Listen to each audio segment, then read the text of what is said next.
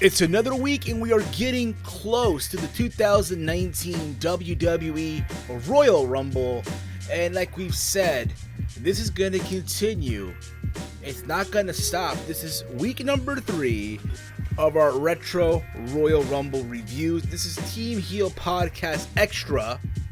As always, I am the fat fuck himself. It's Steve. And I'm here joined by my brother from another mother, all the way in Detroit. The man with the golden charm. I tell you. Big Mike. What up, Big Mike? How you been, bro? Yo, man, I'm enjoying some delicious Skittles, and this beat is fire. Yeah, it's fire beat, bro. It's a fire beat. I'm not a rapper by no means necessary, so I am not gonna disrespect this beat by trying to freestyle, if you will. But by the tell of the beat, it's old school, so we're going back in time, right? And again, thank you all for listening. This will be available on all platforms for podcasting that we're in: iTunes, Stitcher, PODBEAN, Spotify, also over at iHeart. So if you guys are listening to this through those platforms, give us those 5-star reviews, give us a rating, give us a review if you'd like. It really does help out the podcast. And as well, this will be available on the YouTube channel that I'm on, obviously, youtube.com/HeelSteven.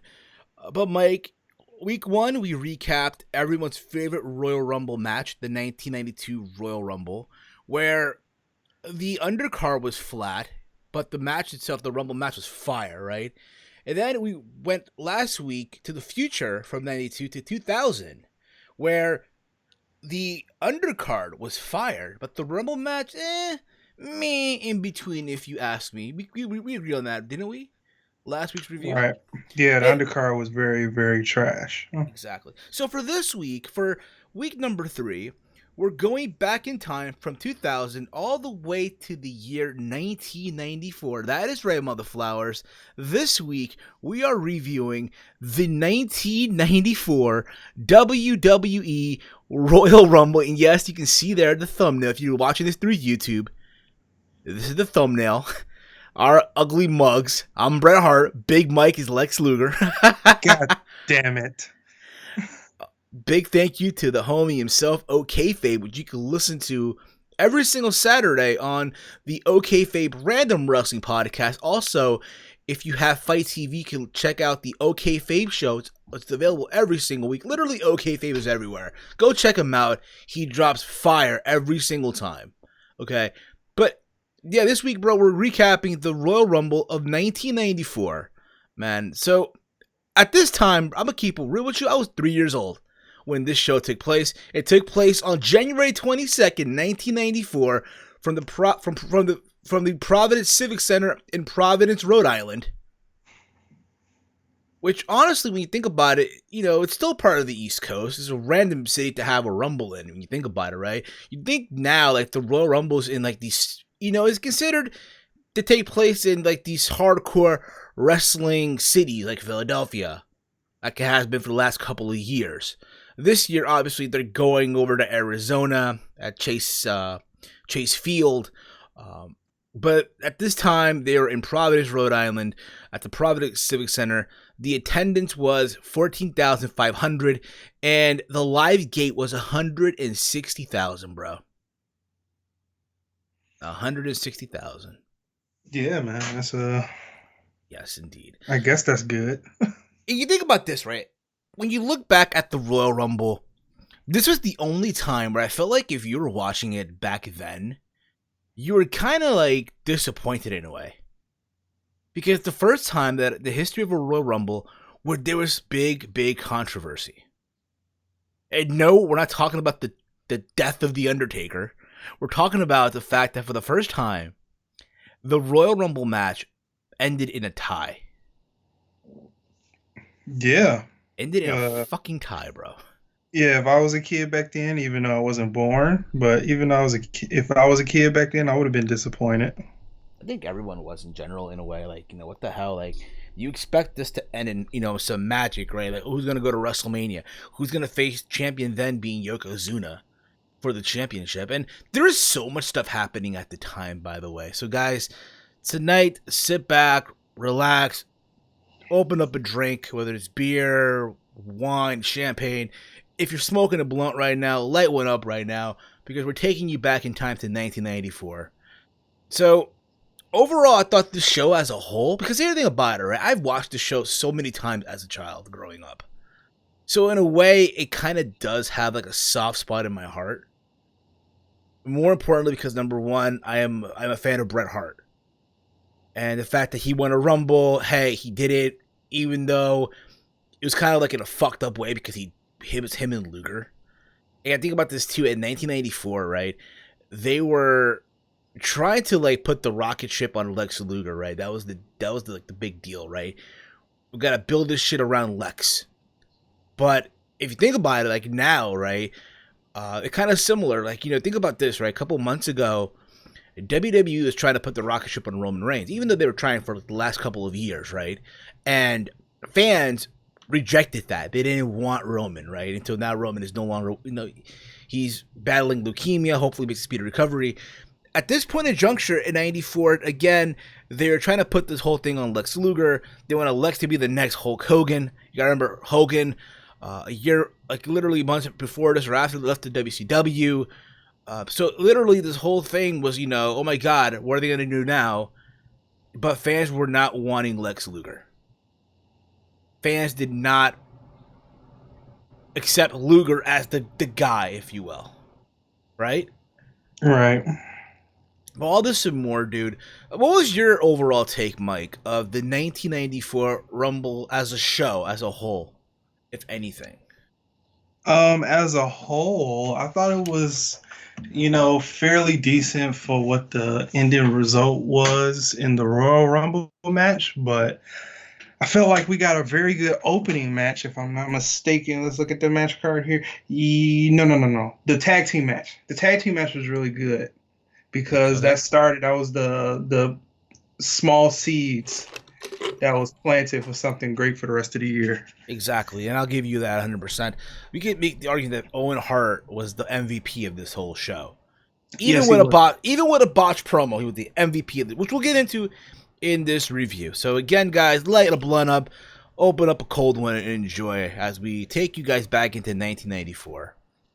So the first match of this show, by the way, it was Tatanka versus Bam Bam Bigelow, but there was, I believe, a dark match. I believe it was the Brooklyn Brawler. Yeah, it was a dark match. Again, he won. No one really cared. But the first match officially of the show, it was Tatanka versus Bam Bam Bigelow, was accompanied by Luna Vachon. Now, Mike, did you know that originally Bam Bam Bigelow was replacing Ludwig Borga? Did you know about that, Mike? Who the hell is Ludwig Borga? So Ludwig Borga was your prototypical early 90s WWE foreign heel. He was booked as a dominant heel from the summer of 93. It had a lot of momentum going into 94. He was scheduled to face babyface Tatanka at the 94 Royal Rumble. There was even a graphic, by the way. There was a graphic, apparently, like, I guess, in the local area, advertising the match. And the build-up to this match was Borga, I guess, he was the one that ended Tatanka's undefeated streak, because Tatanka was undefeated for like 2 years heading into this whole thing. And Ludwig Borga finally ended that streak. And what happened was, the reason why the match never really came about was Borga suffered a serious ankle injury, and he never appeared back in WWE. But like I said before, though, the match with Borga and Tatanka would have made a lot of sense because, again, Borga did end Tatanka's undefeated streak 3 months prior to this. And due to Borga's injury, WWE had to sub in Bam Bam Bigelow to face Tatanka. I'll be real about it, though. Again, to me, this match, honestly, it was basically, for me, like a basic opening match. It went about 9 minutes. When you think about it. And Tatanka won, I think, with a crossbody. Yeah. It was an okay opener. Nothing bad. Tatanka, in my opinion, I think he's a very underrated worker. In my opinion, you don't hear a lot of people talk about Tatanka, and also the athleticism of Bam Bam Bigelow with his backflip. Yeah, indeed. It was funny though. I was a kid. When I was a kid growing up, my dad, he would imitate Tatanka like crazy. Oh yeah. Yeah, that exact thing you try to imitate every single. That was funny as hell. Okay, it was funny then, but to get older, it's like, really, bro? Like, come on. Yeah. But that's what happened. Again, Borga never returned after he healed up from the ankle injury. So there was really no closure to his feud with Tatanka. And the feud between Bam Bam and Tatanka was also soon to be forgotten. Put it this way, too. In the summer of 94, both of them, right, joined Ted DiBiase's $1 Million Corporation. The two eventually formed the tag team and unsuccessfully challenged for the WWF Tag Team Championships. So essentially, after all this, Tatanka would become a heel. Right, with Ted DiBiase. Yeah, the $1 Million Corporation, which again at the time was a good solid faction. You had Bam Bam, you had Bundy, you had Tatanka. They, I guess, in a way, they manipulated Nikolai Volkov. We'll get more into that somewhere down the road. But again, to think about that, the way that the match opened and what happened from here and what was supposed to be. And it's funny, too, because apparently Ludwig Borga was supposed to get this monster push in the Rumble match, too. But it never really came to be. Which, again, it happens. It's unfortunate. But all goes, it is what it is. That's all I can really say about that, right? Right. From there, we get the WWE Tag Team Championship match. We had Owen Hart and Bret Hart challenging the Quebecers for the tag team titles. Now, the story of this match had nothing to do with the tag titles. It was more about Owen and Bret. When you think about it, right, Mike? Yeah.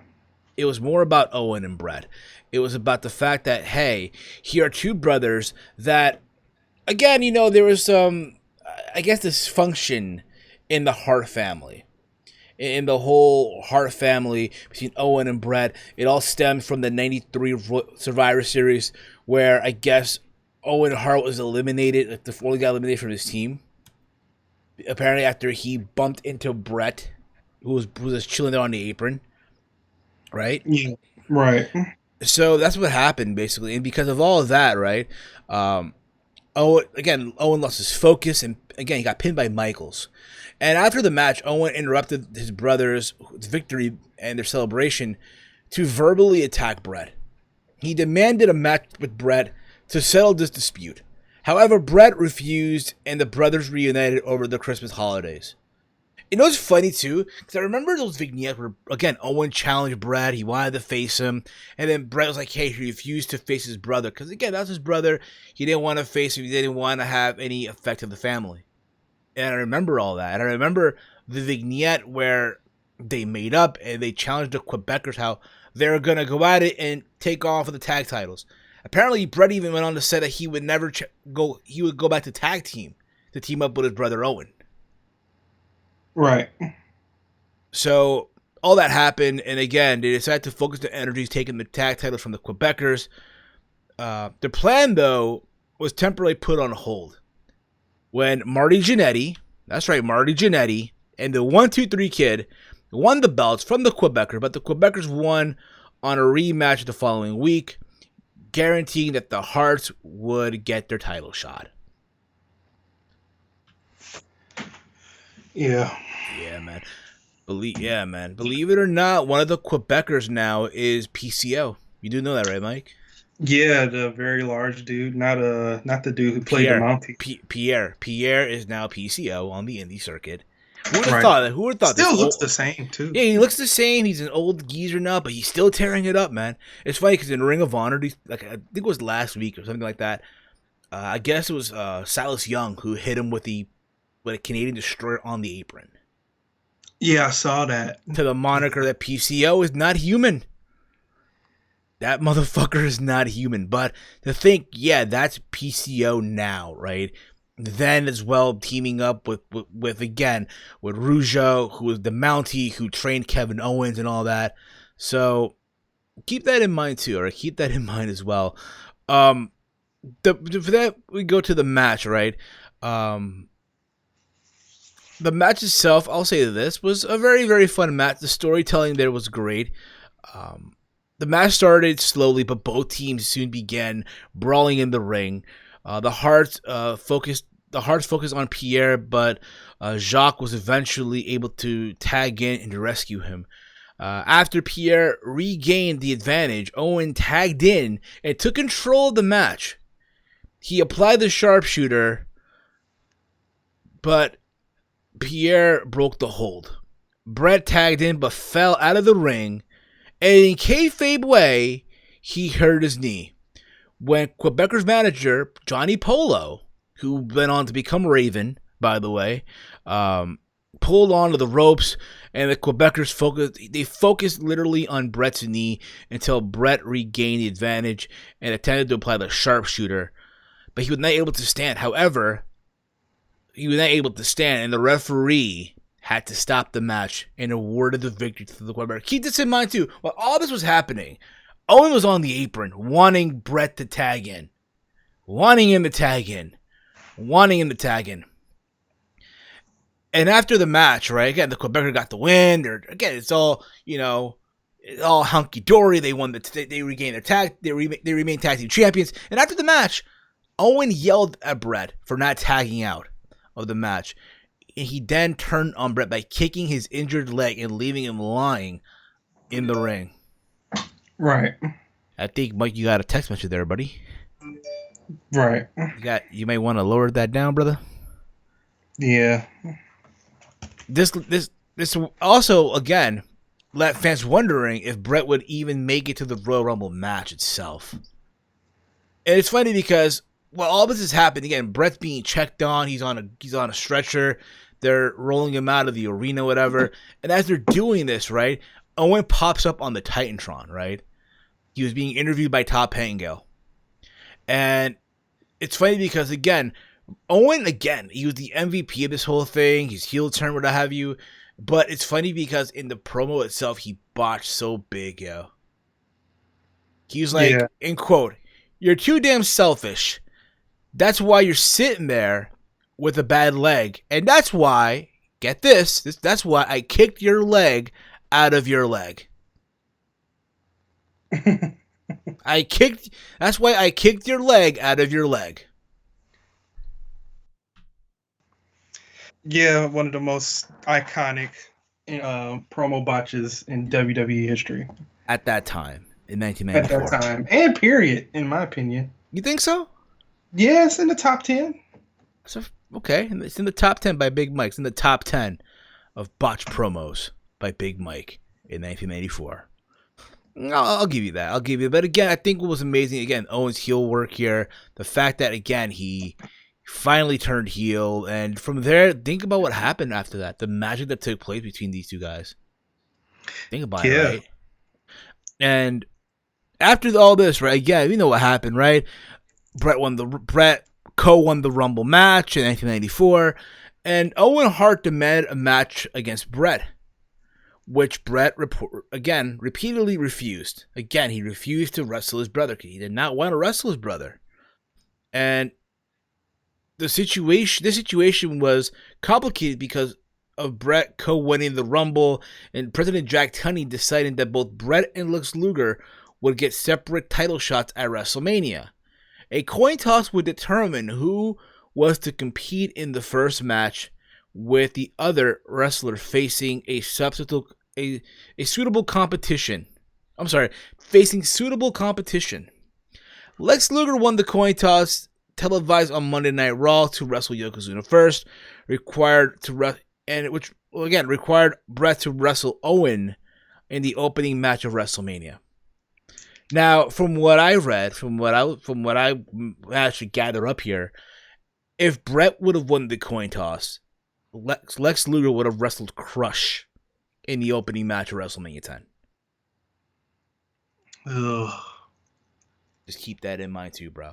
Just keep that in mind. But that would have been an awful match. But we know what happened there. Again, we all know what happened there. This led to Owen and Brett. I won't say Owen and Sean for some reason, but it's Owen and Brett, WrestleMania 10. They opened the show and they fucking killed it. Yep. They fucking killed it, and that's where Owen jumped right out of the shadow. He jumped right out of the shadow. But we'll get more into that later on down the road. From there, we get Razor Ramon defending the Intercontinental Championship against Erwin R. Shyster, IRS. The fact that, I'm just going to say it, okay? The fact that IRS getting an Intercontinental title match in 1994 was a complete LOL. I'm sorry. Yeah, he wasn't a bad gimmick, out of all of the bad gimmicks back then, but yeah, it's hard to But think about that though, right? In 1994, IRS getting the Intercontinental Championship match. Yeah. It's funny though. It could have been other people. Yeah, of course, it could have been other people. I'm not saying, oh my god, he's terrible, because he's not. He's not terrible at all. Okay? Just keep that in mind. But I just felt like there could have been other people in that spot. So this all began because Razor Ramon and Urban R. Shyster, again, they began feuding prior to SummerSlam 93 because of an angle in which Money Inc., which is Ted DiBiase and IRS, they teased Ramon about losing to the 1-2-3 Kid. Remember on Monday Night Raw, where, again, 1-2-3 Kid beat Razor Ramon in, like, right after that crossbody, whatever it was, or that jumping moonsault off the top rope. Yeah, and he pinned his legs back. Yeah, exactly. Yeah, that. And the rivalry heated up when IRS stole Ramon's golden chains, while Shawn Michaels had Ramon distracted. Ramon and IRS agreed to settle the feud at the Royal Rumble 1994 with Ramon's Intercontinental Championship on the line. I'm sorry, but I feel like just the reasoning for these feuds at the time were kind of corny when you think about it, right? Yeah. They're feuding because 94, I get it, but think about this. Oh yeah, can you imagine, like, in today's wrestling, in today's modern era of wrestling? Oh yeah, freaking, what's it called? Braun Strowman feuded with Brock because Paul Heyman made fun of Braun Strowman. That does happen. Or I'm sorry, Baron Corbin made fun of Braun Strowman, and they had a match at the Royal Rumble. But by the way, Baron Corbin stole Braun Strowman's boots. I'm just giving an example, okay? Just keep that in mind. About corny in a way this thing kind of was, okay? But that's what happened. Final little fact, dude. For the match, what really kind of shocked me was the fact that Jim Ross and Gorilla Monsoon took over the commentary roles for this match. Yeah, that was a good thing to hear. They were on the radio portion of the commentary. Yeah, another thing too on the show, the commentary was Vince McMahon and Ted DiBiase. Right, that was the live commentary. I thought overall Ted was there. Like, he wasn't really, like, it wasn't really his strong suit. Commentary, obviously, in my opinion, was not really his strong suit. Yeah, because you could tell because Vince McMahon blew his vocal cords out towards the end. Exactly. And that's the vibe. I think at the same time, though, they placed Ted there just so Vince can be like fucking a mastermind or a masterpiece and shit like that. Yeah. You see how far the commentary table was from the actual ring? Yeah. I think that was the thing back in the day. Like, yeah, granted, in today's wrestling, there is really right next to the ring. But I think at the same time, I don't mind it. Gives the wrestlers space to wrestle outside the ring and shit like that. So yeah, it was like, I was like, dang, that's you like 10 rows back. Yeah, 10 rows back, brother. 10 rows all the way to the back, which was kind of crazy when you think about it, to think about that back then. From there, where was I? Here are my notes here. I'm sorry. My notes here. Here we go. The match began with a brawl between the two, and Ramon got an early advantage. Shyster eventually threw Ramon over the top rope and attacked him on the floor. IRS kept control of the match for quite a while, applying a reverse chin lock while using the ring ropes for additional leverage. After Ramon escaped the hold, he was able to perform a fallaway slam onto Shyster. He then used an Irish whip to throw Shyster into the corner, but the match turned around with a ref bump when referee Joey Marella, I almost said Joey Janela, I don't know why, was in the way, and it was kayfabe knocked unconscious. Shawn Michaels ran into the ring with his fake Intercontinental title.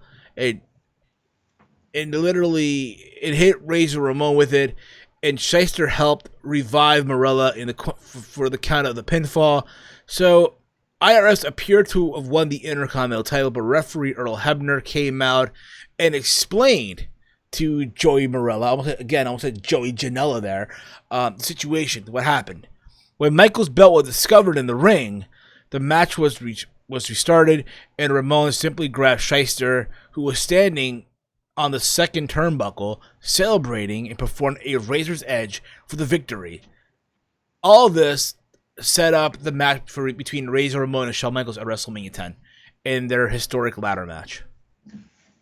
Yeah, I almost forgot because when you said hit him with the fake Intercontinental belt, I was like, oh man, that did happen that year, didn't it? Yeah.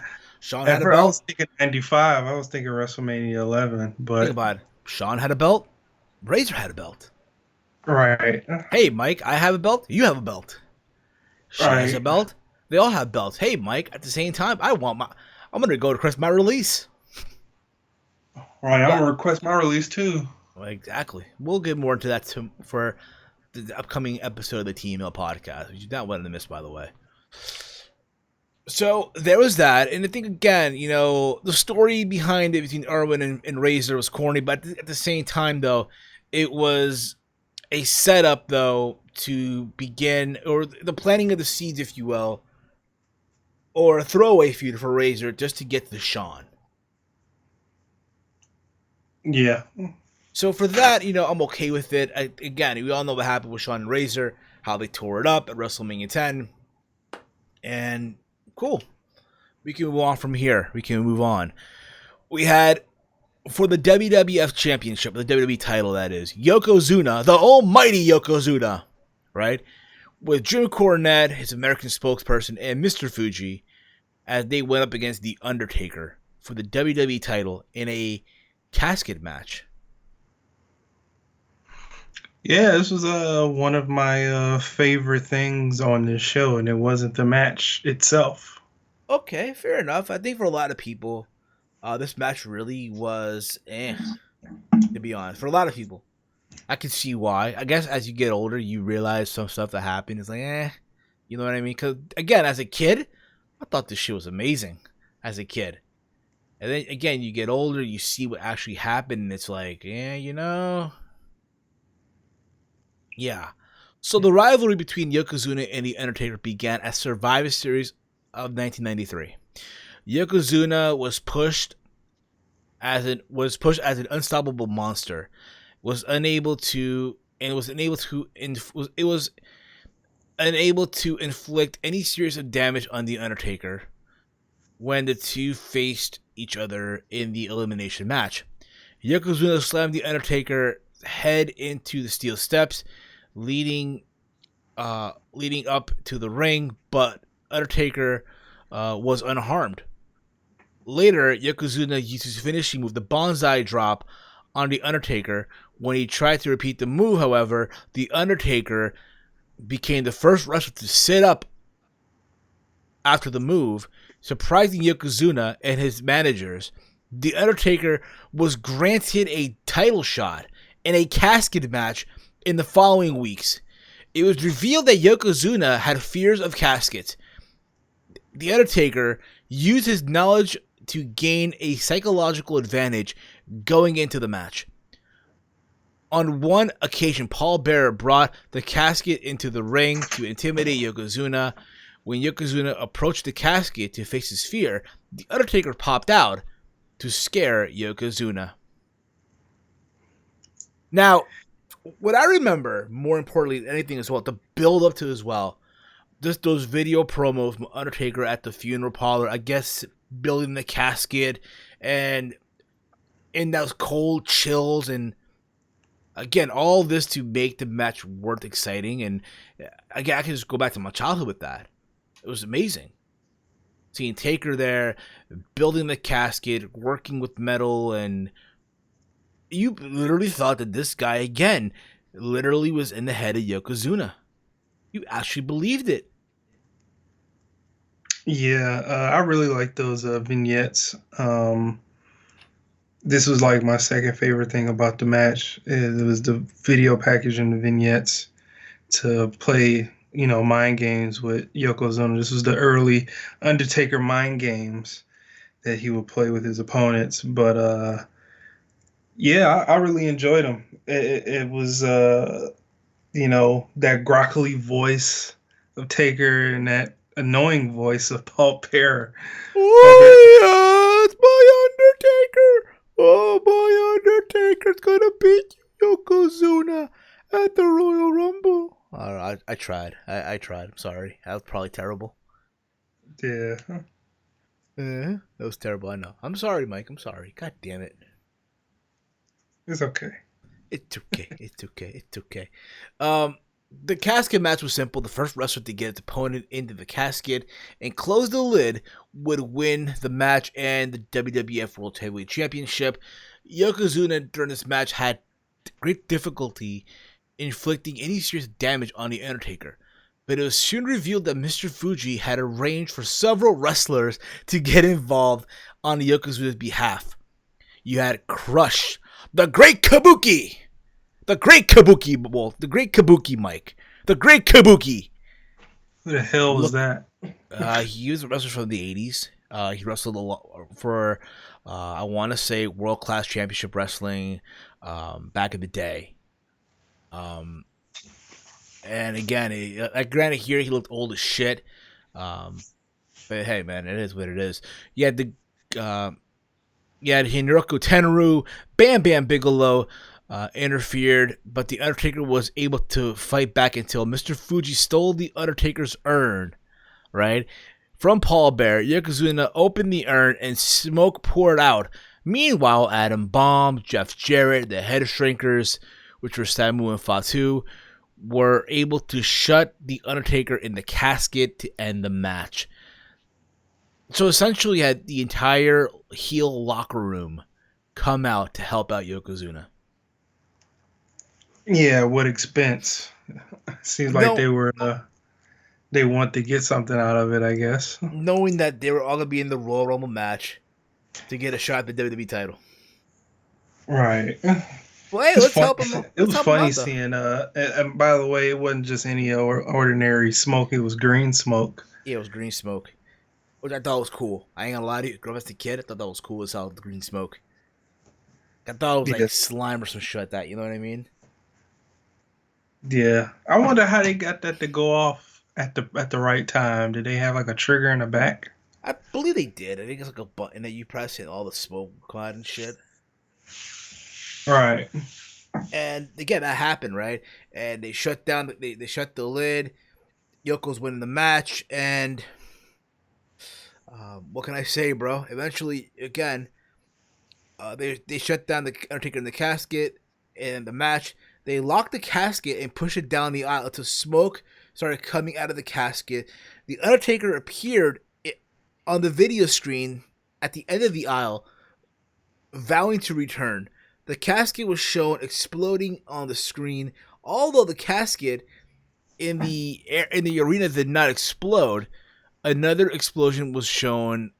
A person resembling the Undertaker was seen rising up to the ceiling of the Civic Center. And I gotta say this too, like, again, it's 94.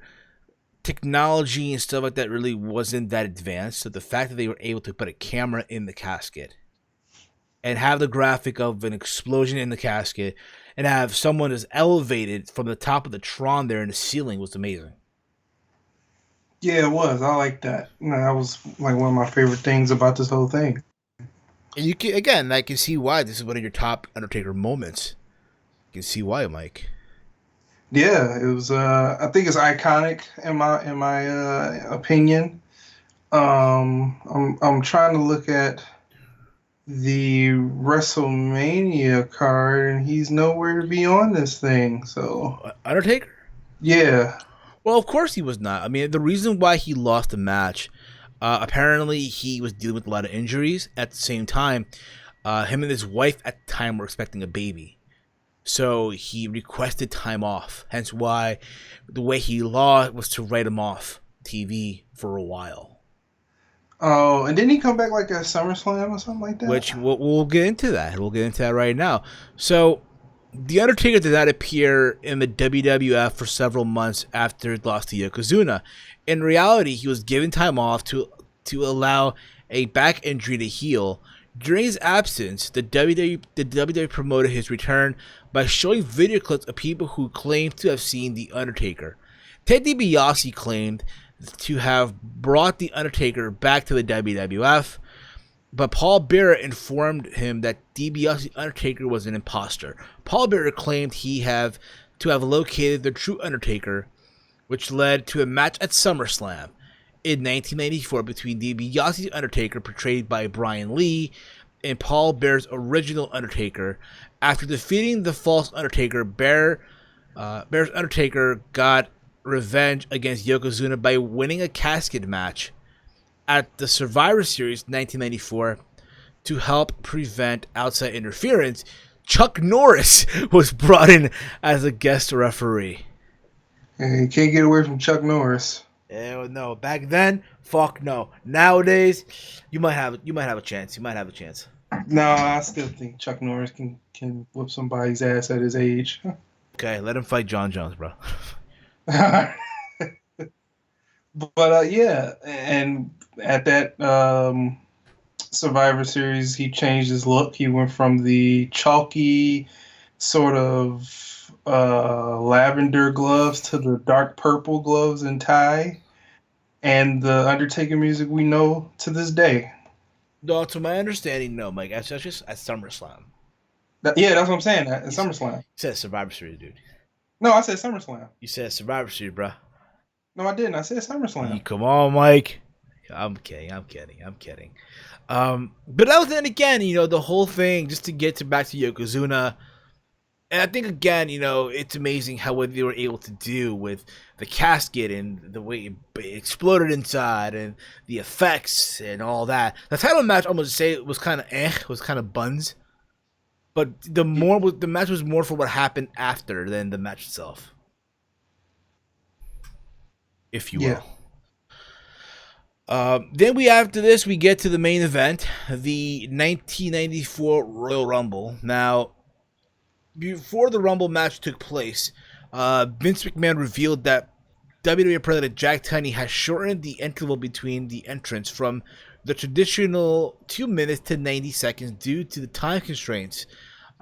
This was because the lengthy aftermatch of Undertaker Yokozuna match at the time needed to determine. At the time they needed to determine the winner of the Rumble match, which to me was like, whatever.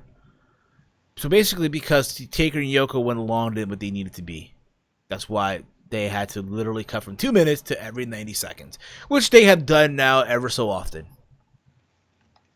You think about it, except in '95 when they're every 60 seconds. Mm-hmm.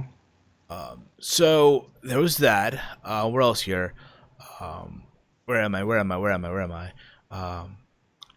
Apparently, Kamala was supposed to compete in the match, but was replaced by Virgil.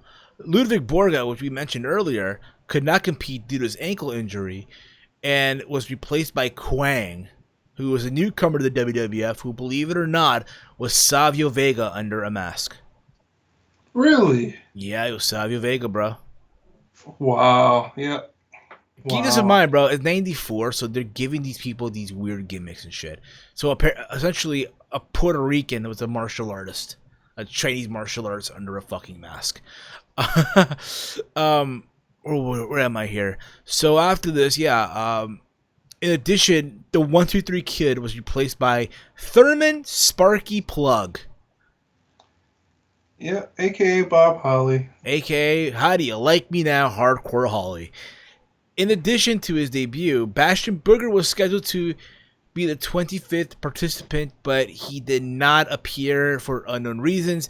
McMahon stated that he did not appear because, quote, he did not feel good. He didn't look good neither. He didn't look good either. No, fucking no. Bastion Booger, I'm gonna tell you, when I was a kid, bro, when I saw, I used to be scared, bro. I ain't gonna lie to you. He Bash was a sloppy fat dude. a slappy fat dude that you probably create in the community creation settings on 2K. That's Yeah, he basically had Bash look. that weird attire. Yeah, like a fucking 1980s whatever. Like, okay, I can see your fucking hairy chest, bro. Come on. Yeah, that was disgusting. So Scott Steiner and Head Shrinker Samu as the first and second participant. Early in the match, Diesel tied a WWF record by throwing out 7 wrestlers. He was ultimately eliminated by a group of wrestlers while his partner Shawn Michaels kept kept aloof. Although Diesel wrestled as a heel at the time, his performance earned him applause from the crowd. Now, before we move on any further, let's go to the list of the people in the Rumble match, shall we? Yep. To the list here, and I wish I had the Rumble theme song for this. We had Scott Steiner, Samu, Rick Steiner, Kwang, Owen Hart, Bart Gunn, Diesel, Kwang, who was again replacing Ludwig Borga, Bob Backlund, Virgil, Randy Savage, Jeff Jarrett, Crush, Doink the Clown, Bam Bam Bigelow, Mabel, Thurman Sparky Plug, who again was replacing the 1-2-3 Kid, Shawn Michaels, Mo, Greg Valentine, Tatanka, the Great Kabuki, Lex Luger, Jinro Tenryu, Bastion Booger, who was unable to compete, Rick the Model Martel, Bret Hart, Fatu, Marty Jannetty, and number 30, Adam Bomb. The longest person in this match, if I can go to the list here right now, was, I believe, Bam Bam Bigelow with 30 minutes and 12 seconds. The longest person in this match. But about this match, too, I don't know if you caught this, Mike, or not, but it's also helped develop some feuds going into the year. So, several ongoing feuds came into play during this match. Crush and his former friend Randy Savage fought each other until Crush eliminated Savage. Bam Bam Bigelow and Doink the Clown also faced each other during this match. Doink had annoyed Bigelow with a series of pranks that in late '93, and the feud was supposed to be settled at Survivor Series '93, but the team of Doinks that Bigelow had fought was just the Bushwhackers and men on a mission dressed up as clowns. When they met in the Royal Rumble, Bigelow quickly eliminated Doink. The Royal Rumble match also saw an old feud rekindled between Shawn Michaels and Marty Jannetty, former tag team partners, as the Rockers traded series of punches when Jannetty entered the match, and Michaels ultimately eliminated Jannetty from the match. Due to being beat up by Owen Hart early in the night, there was question as if Bret Hart would even appear in the match. The question was answered when Bret Hart limped to the ring at the 27th entrant in the match. Very different wrestlers went to work on his knee. So keep that in mind too. So basically, because of that, right, at WrestleMania 10, you had Crush and Randy Savage going at it in their Falls Count Anywhere match. You had Bam Bam Bigelow with Luna Vachon teaming up to face Doink and Dink the Clown in this match as well. And again, there was some stuff that was developed here as well. And it's one of those things where it was good to see that a Rumble match could help develop storylines. Can you think about this too, right? You look at the Rumble today, and there's things that happen, and WWE doesn't capitalize on them. They don't. No, they don't. They really don't. You know what I mean? It's like a missing thing. Like, okay, it happened here, then what? You know? I'll give you an example. Last year's Rumble, the first ever Women's Rumble match, you had Sasha and Trish Stratus going at it in the ring. And there's a moment in the match where Trish, like, imitates Sasha Banks and mocks or whatever, and then Trish gets eliminated by Sasha, but they did nothing after that. Nope. Which is a shame, in my opinion. Right. You would have thought they would have got a match at Evolution, but it didn't happen. Exactly, bro. It's kind of a shame, bro. It really, really was a shame, in my opinion. From there, we get the final four of this match. The final four being Fatu, Shawn Michaels, Bret Hart, and Lex Luger. The four sized up each other, and then Bret Hart eliminated Fatu, and Lex Luger took care of Shawn Michaels. Luger and Hart in a bear hug after punching his face, and then briefly lifted him up, but couldn't hold Hart up very long. Bret Hart then moved both himself and Luger into the ring ropes in an attempt to push Luger over the top rope. Bret Hart managed to push himself over as well. Both wrestlers crashed to the floor simultaneously, which ended the match. Two referees argued about who had landed first, while several inclusive camera angles were broadcasted. Meanwhile, ring announcer Howard Finkel declared one wrestler as the winner, followed by the other. Eventually, President Jack Tunney came out to the ring and had Howard Finkel declare both men co-winners of the 1994 Royal Rumble. The situation regarding the title shot at WrestleMania 10, which was given to the winner, remained unsolved until the following week on Monday Night Raw, where they did a coin toss where Luger faced Yoko first, and then Bret Hart beat the winner of that. But at the same time, too, again, you got to remember, right? You got to think about what took place at this event, right? During the show, Mr. Fuji, I guess, had his henchmen attack Lex Luger, right? Kabuki, Tenryu, like the Japanese guys, just take out Lex Luger. Because, again, Lex Luger faced Yokozuna at SummerSlam 93, ended a disqualification and a count out. And the idea was, oh my God, they're going to put the belt on Lex Luger, right? They want to prolong until WrestleMania, right? And that was their plan. But at the same time, the fans were not wanting Lex Luger, they were wanting Bret. And it's funny because you think about it too, right? When they announced the winners, right, and they had the referee like lift up each person's hand, when they raised Lex's hand, everyone booed. Yeah, they did. They booed like crazy, but when they raised Bret's hand, oh my God, everyone popped. Apparently, that's when they decided, okay, what's going to take place at WrestleMania? That's when they were going to decide. Like, yeah, right? It seems like that's what they were doing the whole time. And again, Bret Hart won, and at the same time, too, let's be real about it, Yoko and Luger WrestleMania 10 really wasn't that good. It really wasn't. It was just there. You know what I mean? Meanwhile, Bret and Yoko had a history from WrestleMania 9, where, again, Mr. Fuji screwed over Bret Hart by throwing the salt in his eyes and all the shit that happened after, basically, with Hulk Hogan. So, in a way, Bret Hart had a claim to the title. And look what happened after that. The rest speaks for itself. But overall, I thought the Rumble 94, again, as a show as a whole, I will say this. You know, it has a soft spot in my heart because of Bret Hart winning the Rumble match, even though he had to share the victory. At the same time, I guess what I took away from it, hey, there's controversy. Oh my God, 2 people won the Rumble match. Something that WWE will never do again. Yeah, granted, there's been battle royals over the years where there's been 2 winners. Oh my God, both men went over the top rope at the same time and both hit the floor at the same time. You know what I mean? Remember Rumble 05 when Batista and Cena both went over the top rope at the same time and tried to redo that whole thing, and then Vince McMahon came out and tore his quads, and they had to restart the whole thing. That's probably what happened nowadays. But back then, I'm surprised they didn't just restart the match.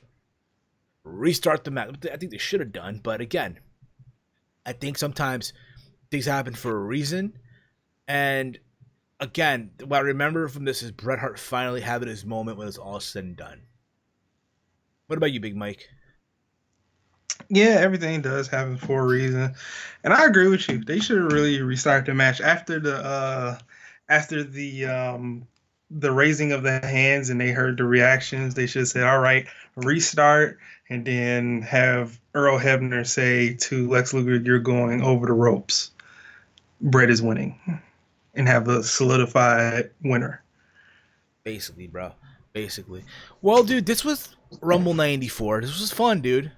We went back in time, and next week, again, is Royal Rumble 2019 week, if you will. But we're going to go back in time again. We're going back to a Rumble event that people, I will say, ignore for a particular reason, if you will. And So well, particular reason and obvious reason. exactly, particular and obvious reasons. But for us, what we're gonna do, we're gonna take the risk, if you will, and we're gonna, welcome it and just attack it head on. We will be recapping to conclude the Rumble retro reviews. We'll be recapping the Royal Rumble 2004. Dung, dung, dung. That's how we're going to conclude the Rumble retro reviews. We hope that you've enjoyed all three thus far, from 92, 2000, and 1994. And thank you all for listening, whether it's here on the YouTube channel, on the podcasting platforms that we're on, whether it's iTunes, Stitcher Radio, Podbean, Spotify, iHeart Radio. Download it, give us those 5-star reviews, and as well leave us a feedback review as well on all the platforms to help the podcast in the long run. We'll be back for our weekly podcast, the TEAMHEEL podcast. There's so much to get into this week as well. Talk about releases and more requested releases, if you will. So thank you all for listening. Mike, anything you want to say before we wrap this up about the Rumble 94? And probably, and talk about also the fact that we're talking about the 04 Rumble as well next week. I'm glad that we got to look back at this Rumble. I learned a lot, and we get to look back at my actual childhood in 04, and the person I used to impersonate coming out of restrooms looking like a bat out of hell in school. I used to impersonate the guy who won the Royal Rumble in 04 a lot. So, he was one of my favorite wrestlers, so it's going to be a treat. Okay, fair enough, guys, fair enough. And again, guys, thank you all for listening tonight, guys. Thank you. You guys are all far too kind, as always, guys. You guys are fucking awesome, as always. But that being said, Big Mike, let them know, bro. Where can they find you at, bro? Where can they find you at? Yeah, you can follow me on Twitter at BigMike9519. Mike, say that again, bro. You're cutting off there, Mike. Say that again. You can follow me on Twitter at BigMike1995. At Big Mike's Wrestling Recap Show. All right, that's Big Mike 1985-19, right? Yep. And at Big Mike Wrestling Recap Show on YouTube. You can follow me on Twitter at HeelSteven, which you're on right now with the Twitter at HeelSteven, or YouTube.com/HeelSteven, which you're on right now. Hit that subscribe button down below if you're watching this on YouTube.com, and give us a big old thumbs up and share through social media and all the other podcasting platforms that you mentioned. This was 94. We'll see you guys next week for 2004 Royal Rumble. I'm HeelSteven. He's Big Mike with the Golden Charm. And have a good one, y'all. Good night, everyone.